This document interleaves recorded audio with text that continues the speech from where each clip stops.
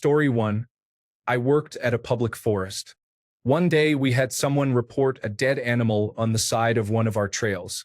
A few of us from the front desk hiked out to see what it was. It looked like a giant piece of liver, maybe, just a pile of smooth red meat, no blood around. And it was wrapped up in a t-shirt with some coins scattered around it. We called our rangers to go check it out, and one of them was pretty sure it was a placenta. The weird part is you have to check in through a front desk. So someone either snuck a placenta or liver in or gave live birth or removed an organ on our trails. We never got an answer on what the pile of meat was, how it got there, or why. Story 2. I work on North Sea oil rigs on an ad hoc basis off the coast of Scotland. I wouldn't say anything was particularly creepy, but it can be a very unsettling and weird place. Fog can come rolling in out of nowhere, and other rigs you can see off the sides can disappear in front of your eyes. Sometimes you can't see the walkways 6 feet in front of you, or if you're walking over grading you can't see the sea below your feet about 60 meters down, but you can hear it, albeit muffled. The fog can roll in over the course of a few minutes, so a perfectly clear day becomes pea soup. You can also feel the rig moving and swaying in high winds and rough seas, even though it's a fixed-leg platform. It's very unnerving to feel your office swaying when it shouldn't be. My last trip was my first ever night shift, and I found it particularly unsettling. You've got the background noise of the plant, but I walked around the whole rig without seeing another living soul for the whole shift. Usually, there are about 130 people on board, although smaller rigs have smaller headcounts. Usually, once a trip, I'm hit by the awareness that you are very isolated and in the middle of nowhere. Most rigs I've worked on are an hour's chopper ride from land, so if things go wrong it can escalate very quickly. Story 3. During college, which was located away from major cities, the woods were all around us. There was a highly rated trail, the Loyalsock Trail, about an hour's drive from the university. I invited a friend to join me as he had never been on an extended backpacking trip. A 50-mile trail we intended to backpack over the 4-day weekend.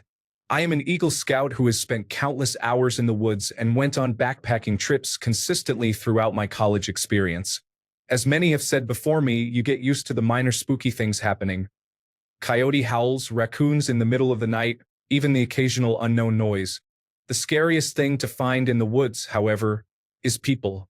We were about 20 miles into the trail, and being in Pennsylvania where the underbrush and trees line the trails pretty densely, I always walk about 100 meters off the trail to reduce the chances of disturbing or being disturbed by others, especially in the early morning when I choose to sleep in.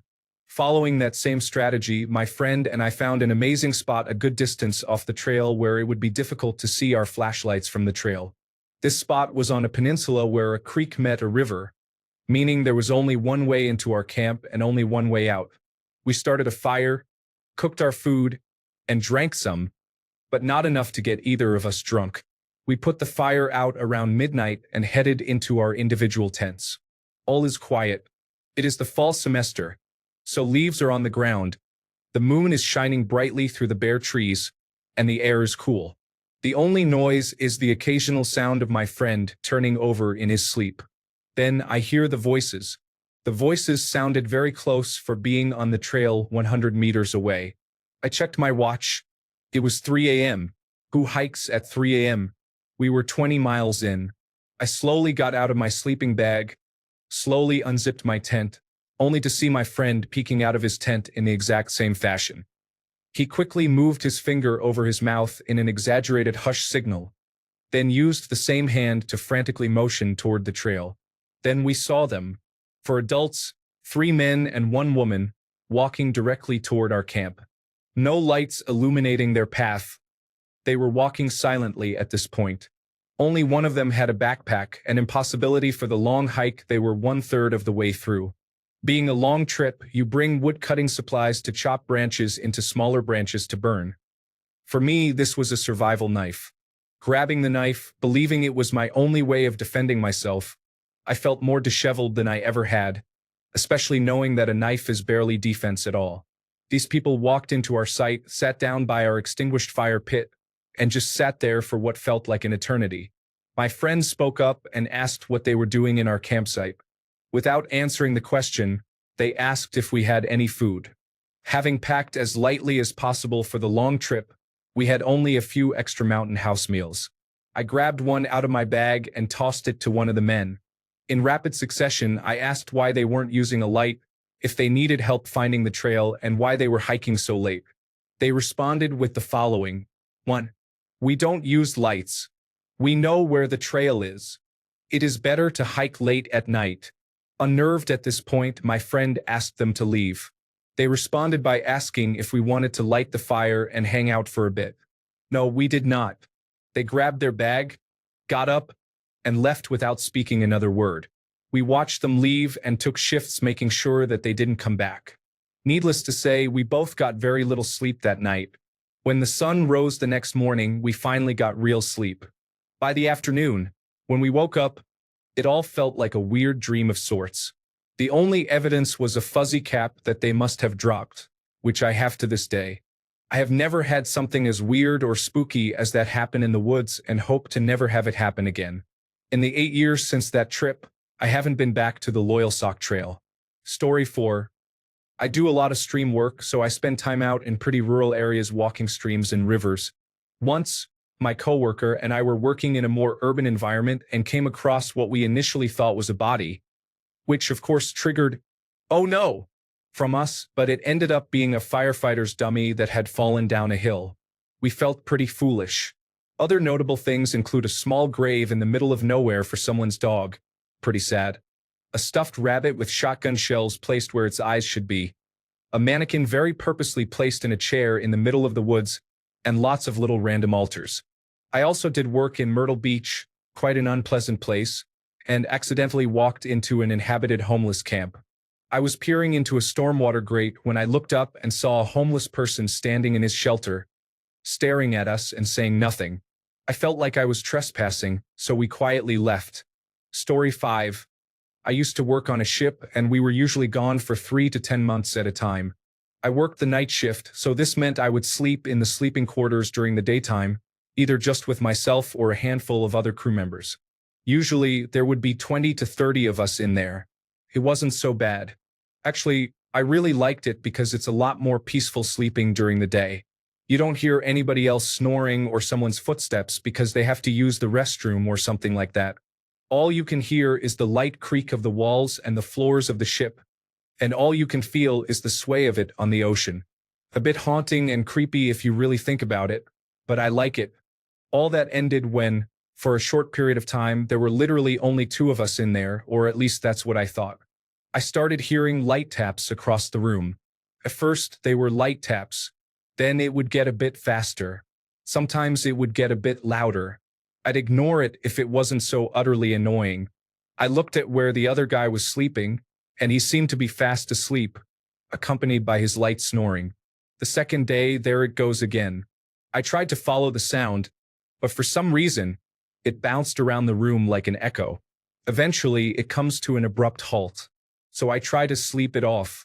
During work at night, I tried to ask my mate about it, but he said he was too tired to even notice. I guess I'm alone on this pursuit. The third day, I took my pursuit one step further by not sleeping right away. I'd be fully awake when it starts, so I'll have a better chance of discovering the source. There it goes again. This time, I went from one empty rack to the next until finally, it was loud, tapping in progress. My heart was thumping like a jackhammer. I pulled the curtain to the side. There lay the biggest guy I've ever seen on the ship, holding himself mid-stroke. You have no idea the speech I prepared for this guy in my head for keeping me up for several days, but at that exact moment, I had no idea what to say. Of course, I let out a small yelp, which didn't help the situation. I never thought I'd be locking eyes with another guy while he's in that situation when I began this honorable pursuit. With the current situation, I mustered my best attempt at displaying my annoyance. It somehow came out as an apology followed by, "I keep hearing tapping noises." He hadn't said anything yet, but at that exact moment, I realized that his elbow, which belonged to the moving arm, was resting right on the wall, probably banging on it over and over and over. I didn't wait for a reply. I nodded my head, kind of rolled my eyes, and walked away. It will never be easy trying to avoid a big guy like him every day in the same sleeping quarters. Story 6. I used to be a supervisor for a janitorial company, and a couple of times a week, I had to go to a middle school and clean their hallway floors and gymnasium with a Zamboni-type vehicle that mopped and scrubbed the floor. When I was there, I had the whole school to myself. I used to finish quickly and go to the library and read while eating my dinner. Well, one morning after being there, I got a call from school security, and they wanted me to come in. When I got there, I saw a police car too. Oh, I thought. They asked me a few questions like, "Did you notice anything out of the ordinary or strange while you were here last night?" No, I hadn't noticed anything. I usually have headphones in. Security then showed me camera footage of someone breaking into one of the classrooms while I was riding the Zamboni not far away. I was there for another 2 hours. Nothing was stolen. But the worst part was they didn't have footage of the person leaving. They didn't go out the way they came in, and police had to sweep the entire school. We never did find out what happened with that one. Story 7. On our drill ship that was built in China, we noticed on the drawings there was a room. We went to look at it and couldn't find an entrance, but the spacing was obvious. There was an extra room. It might not sound so creepy unless you've been in these shipyards where two things are known to happen. Stowaways, although I doubt it in this case, but also hundreds of workers at any given time following orders blindly. So we confirmed that the room had all 6 sides, yet not a single weld on the outside. There is only one way this could have happened, and I'm sure you're starting to get it now. They must have welded from the inside for this room and then realized they had no way out upon completion, if the gases didn't kill them first. It's extremely heavy around that room. People say they hear things. I definitely have. This isn't some old ship either. I rode this ship from China to Amsterdam after completion, and then the maiden voyage to America. I guess it happens quickly. Story 8. When I was 15 years old, I was doing my 4 a.m. newspaper delivery round on my bicycle. I was riding into the garden of one subscriber when I saw 2 guys with flashlights looking through the windows of the house. I was a bit in shock and just said, "Good morning, guys." They were just as shocked, and an awkward silence followed.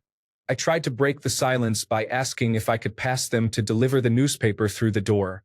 One of the guys said the person living in that house did something to his family, and they took it as an opportunity to get away in their car that was still running. When they were gone, I rang the doorbell at the house to tell them what happened and that they should keep an eye out. Story 9. We were wrapping up for the day in northern Canada. I am fueling up the side boom.